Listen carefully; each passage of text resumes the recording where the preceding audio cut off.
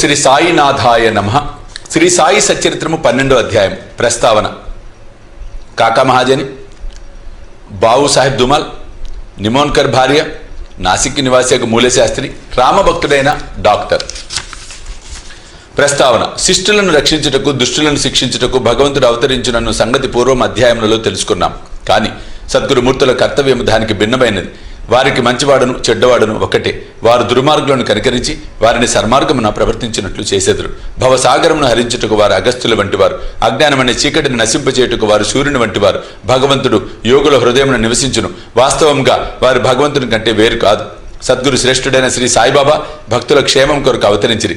జ్ఞానంలో ఉత్కృష్టులై దైవీ తేజస్సుతో ప్రకాశించుచు వారు అందరినీ సమానంగా ప్రేమించరు. వారికి దేని యందు అభిమానం లేకుండెను. శత్రువులు, మిత్రులు, రాజులు, ఫకీర్లు అందరూ వారికి సమానమే. వారి పరాక్రమమును వినుడు. భక్తుల కొరకు తమ పుణ్యమునంతయు ఏర్పరిచి ఎప్పుడూ వారికి సహాయం చేయుటకు సిద్ధముగా ఉండువారు. వారికి ఇచ్చలేనిచో భక్తులు వారి వద్దకు రాలేకుండిరి. వారి వంతు రానిదే వారు బాబాను స్మరించువారు కారు. వారి లీలలు ఎరుగుట కూడా తటస్థించదు. మరి అట్టి వారికి బాబాను దర్శించుకోవాలను అన్న బుద్ధి ఎట్లు పుట్టును? కొందరు బాబాను దర్శింపవలను అనుకున్నది. కానీ బాబా మహాసమాధి చెందు లోపల వారికి అవకాశం కలగలేదు. బాబాను దర్శించవలను అన్న కోరిక కలవారు అనేకులున్నారు. కానీ వారి కోరికను నెరవేరలేదు. అట్టివారు విశ్వాసంతో బాబా లీలలను వినుచో దర్శనము వల్ల కలుగు సంతుష్టిని పొందెదరు. కొందరు దురదృష్టవశమున వారి దర్శనం వల్ల కలుగు సంతుష్టిని పొందెదరు.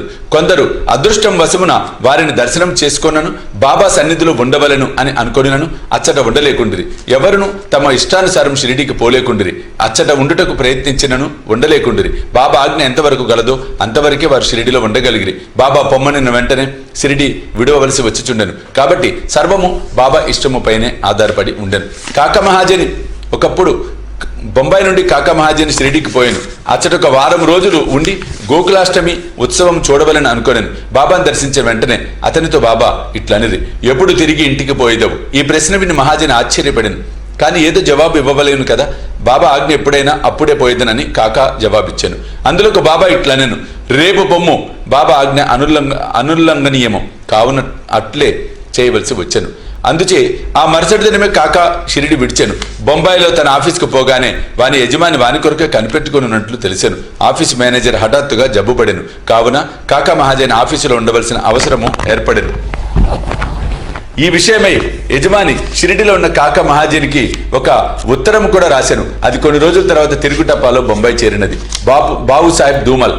పైదానికి భిన్నంగా కథ వినుడు. ప్లీడర్ వృత్తిలో ఉండిన దుమాల్ ఒకసారి కోర్టు పనిపై నిఫాడు పోవచుండెను. దారిలో దిగి షిరిడీకి పోయాను. బాబా దర్శనం చేసుకుని వెంటనే నిఫాడు పోవ సెలవు కోరాను. కానీ బాబా అనుజ్ఞ ఇవ్వలేదు. షిరిడీలోనే ఇంకొక వారం ఉండినట్లు చేశాను. ఆ తర్వాత అతడు బాబా వద్ద సెలవు పొంది నిఫాడు చేరగా అక్కడ మెజిస్ట్రేట్కు కడుపు నొప్పి వచ్చి కేసు వాయిదా పడనని తెలిసాను. తర్వాత ఆ కేసు విచారణ కొన్ని నెలల వరకు సాగాను.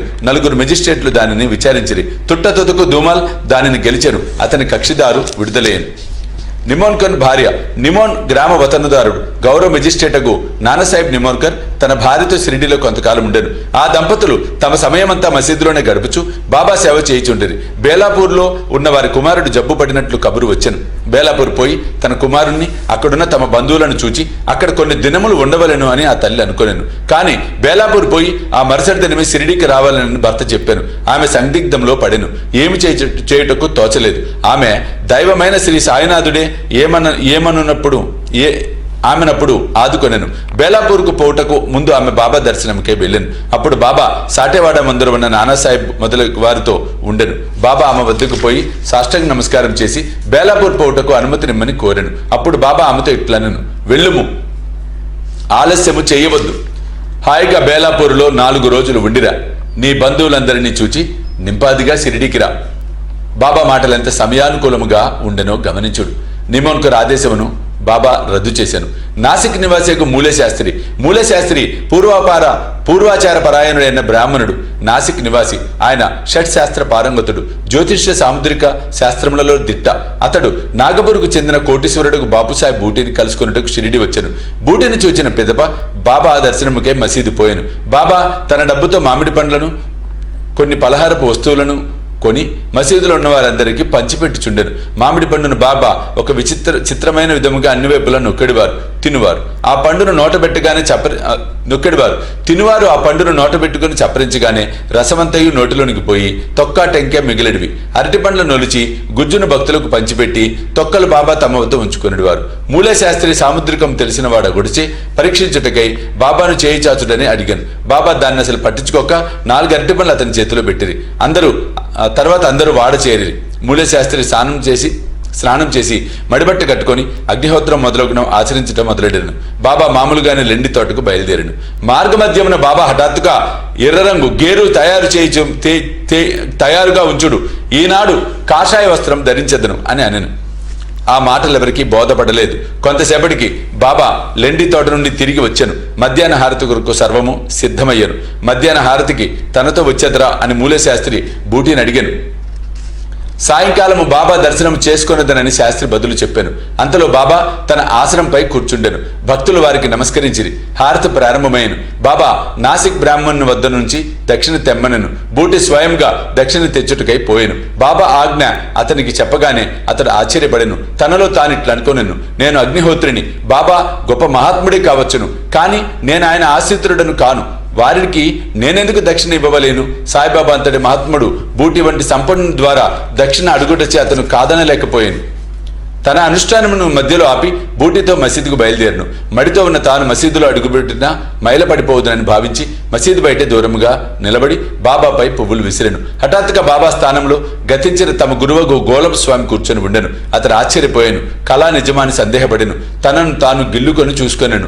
తాను పూర్తి జాగృతావస్థలోనే ఉన్నాడు. భ్రాంతి ఎగుటకు వీలు లేదు. అయినచో ఏనాడు గతించిన తన గురువెట్లు వచ్చెను.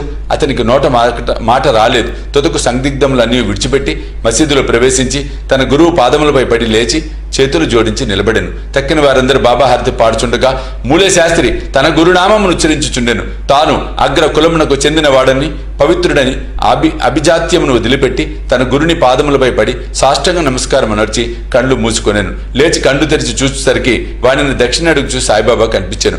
బాబా వారి ఆనంద రూపమును, ఊహకందని వారి శక్తిని చూసి మూలే మైమర్చెను. మిక్కిలి సంతృష్టి చెందెను. అతని నేత్రములు సంతోష బాష్పములచే నిండెను. మనస్ఫూర్తిగా బాబాకు నమస్కరించి దక్షిణ వసంగాను. తన సందేహము తీరనిదనియు తనకు గురు దర్శనమైనదని చెప్పాను. బాబా యొక్క ఆశ్చర్యకరమైన లీలలను కాంచిన వారందరూ ఆశ్చర్య పొందిరి. గేరు తండు కాషాయ వస్త్రములు ధరించెదను అని అంతకుముందు బాబా పలికిన మాటలకు అర్థము అప్పుడు వారు గ్రహించిరి. సాయి యొక్క లీలలు ఆశ్చర్యకరములు. రామభక్తుడైన డాక్టర్ ఒకనాడు మామలతుదారు తన స్నేహితులకు డాక్టర్తో కలిసి షిరిడి వచ్చెను. షిరిడి బయలుదేరుటకు ముందు తన మిత్రునితో ఆ డాక్టర్ తన ఆరాధ్య దైవము శ్రీరాముడనియు తాను షిరిడికి పోయి ఒక మహమ్మదీయుని నమస్కరించటలేదని చెప్పాను. అక్కడ షిరిడిలో బాబాకు నమస్కరించమని ఎవరు బలవంత పెట్టరని, కలిసి సరదాగా గడుపుటకు తనతో రావాలనని మామలతుదార్ కోరాను. దానికి డాక్టర్ సమ్మతించాను. షిరిడి చేరి బాబాను చూచుటకు వారు మసీదుకు పోయిరి. అందరికంటే ముందు డాక్టర్ బాబాకు నమస్కరించుట చూచి అందరూ ఆశ్చర్యపడిరి. తన మనోనిశ్చయమును మార్చుకొని ఒక మహమ్మదీయునికి ఎట్లు నమస్కరించుతవని అందరూ అడిగిరి. తన ఇష్టదైవముకు శ్రీరాముడు ఆ గద్దెపైన కూర్చొని తనకు కాన్పించుడిచే వారి పాదములపై పడి సాష్టాంగ నమస్కారం అనర్చితనని డాక్టర్ బదులిడెను. అతడట్లని తిరిగి చూడగా అక్కడ సాయిబాబానే కనిపించెను. ఏమీ తోచక అతడు ఇది స్వప్నమా ఏమి, వారు మహమ్మదీయుడగుట ఎట్లు, వారు గొప్ప యోగి సంపన్నులైన అవతార పురుషులు అని చెప్పాను. ఆ మరుసటి దినమే డాక్టర్ ఏదో దీక్ష వహించి ఉపవాసం ఉండెను. బాబా తనను అనుగ్రహించే వరకు మసీదుకు పోనని నిశ్చయంతో మసీదుకు వెళ్ళటం మానేను. ఇట్లు 3 రోజులు గడిచాను. 4వ దినమున తన ప్రియ స్నేహితుడొకడు కాందేశ్ నుండి రాగా వానితో కలిసి మసీదులో బాబా దర్శనమునికై తప్పక మసీదు పోవలసి వచ్చాను. బాబాకు నమస్కరించగానే బాబా అతనితో ఎవరైనా వచ్చి నిన్నిక్కడ రమ్మని పిలిచిరా ఏమి, ఇట్లు వచ్చితివి అని ప్రశ్నించాను. ఆ ప్రశ్న డాక్టర్ మనసును కదిలించాను. ఆనాటి రాత్రియే నిద్రలో అతనికి గొప్ప ఆధ్యాత్మిక అనుభూతి కలిగి అనిర్వచనీయమైన ఆనందాన్ని అనుభవించాను. ఆ తర్వాత అతడు తన ఊరు పోయినను ఆ ఆనంద అనుభూతి 15 దినముల వరకు అటులోనే ఉండెను. ఆ ప్రకారము అతనికి సాయిబాబా యందు భక్తి అనేక రెట్లు వృద్ధి పొందెను. పై కథల వలన, ముఖ్యంగా మూలే శాస్త్రి కథల వలన నేర్చుకోవలసిన నీతి ఏమన్నా, మనము మన గురువు యందే అనన్యమైన నిశ్చల విశ్వాసం ఉంచవలెను. వచ్చే అధ్యాయంలో మరికొన్ని సాయి లీలలను చెప్పెదను. 12వ అధ్యాయం సంపూర్ణము. సద్గురు శ్రీ సాయినాథ్ అర్పణమస్తు. శుభం భవతు.